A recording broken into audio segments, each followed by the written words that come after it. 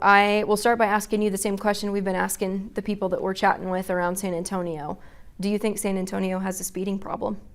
I wouldn't necessarily say we have a speeding problem. There are speeders, no doubt. The department does a really good job of enforcing traffic laws and trying to prevent traffic accidents. How do you determine where enforcement is kind of prioritized around the city for speeding? So what we do is we partner with TxDOT, and it's data driven. We'll look at areas of town that have a high number of accidents, whether that's just fender benders, serious bodily injury, or fatality. And what we do is we put officers in that area for a presence, not only just to write tickets, it's more than that, it's for the safety of citizens. And we want to limit accidents in those areas and try to decrease them. That's our goal. How often do you revisit that data and look at where the trends are shifting? We're always looking at it, day to day. We get complaints from stakeholders, from citizens. I got one this morning from a chief of a school district that asked for presence, and we provide that service to them. We'll go out, and sometimes presence alone can deter speeders. Sometimes it takes enforcement, but whatever it takes, we will do to get the job done. We were looking at the top 10 spots where people were cited for speeding in 2024, and Wurzbach Parkway was by and large the biggest spot. There were almost 700 tickets on Worsbach Parkway last year. What makes that spot specifically such a prime spot for speeding? I don't know if I would be able to pinpoint like one reason why people speed on that road. It could be, hey, they're running late that day. There's not a lot of traffic on that road, and sometimes people feel like when there's not a lot of traffic they can go as fast as they want, which isn't the case, obviously.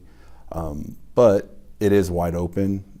There's really, the access roads are not like your typical highway. But to say, hey, this is the reason why people speed on that road, I wouldn't be able to give you like an exact answer. There were a couple spots that were along Loop 410 that were also some of the heavily cited areas.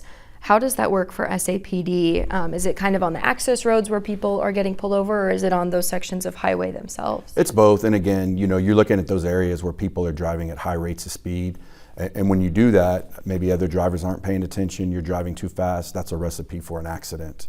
And again, that's something that we want to limit, so we'll have enforcement out there to ensure that the drivers are abiding to the speed limits. Are there any tools that SAPD uses to kind of deter people from speeding, like cameras or those speeding monitors that tell you how fast you're going when you drive past it? We do have speed trailers, and when you drive by those trailers, it's giving you your speed. And if you're above the speed limit, we recommend that you slow down, because the next time it could be a police officer behind you issuing a citation, costing you money. So those speed trailers kind of work in your favor. That's a tool that the department uses to get drivers to adhere to the speed limit. How do you foresee this problem evolving as San Antonio grows? Well, again, there is a lot of growth in San Antonio, and I would just fall back on what I just told you, like, hey, if you're gonna go somewhere, expect traffic, so make sure you're giving yourself enough time, limit the distractions, and just be aware of your surroundings.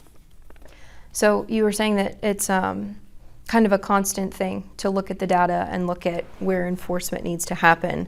If we were like a year from now to pull speeding citations again, would you presume that it would probably be all different areas, or are there spots that like year after year you typically see more speeding? Yeah, it's different. In the areas that we're focused on with, say, grants, we would hope, and I'm confident, that the numbers would be lower. The tickets may be up, but the accidents and the fatalities would be down. And again, that's the goal at the end of the day, to preserve life and limit the number of accidents that we see. Tell me more about those grants. How would that work in certain areas? So we work with TxDOT, and they'll look at, they'll pull the data, find out where the most accidents are occurring, and then we will go out there and have officers enforce speeding and just traffic violations in those particular areas. And like I said, again, a lot of time it's presence. When you see a police officer on the road, you tend to, hey, how fast am I going? You put your phone down. We see that, and so that's what we want. We want people to just abide by the law.